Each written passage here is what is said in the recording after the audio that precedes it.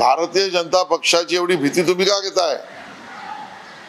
संजय राऊत यांचा दिवस, उद्धवजी ठाकरे यांचा दुपार आणि शरद पवार यांची संध्याकाळ आणि राहुल गांधी यांची रात्र ही मोदी आणि भाजप या नावाशिवाय जातच नाही.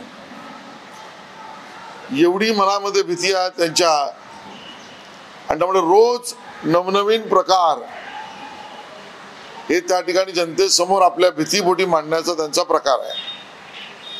सवाल आहे, भारतीय जनता पक्षाला 303 खासदार, देशात सगळ्यात जास्त आमदार, देशात सगळ्यात जास्त नगरसेवक निवडून आणणारा पक्ष आहे.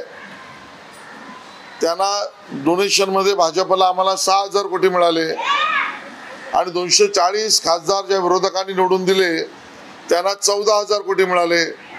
या 14,000 कोटीचा संजय राऊत हिशोब देतील का? आणि मग याच्यासाठी पुन्हा कुठली कारवाई झाली तर कोल्हेकुई करू नका.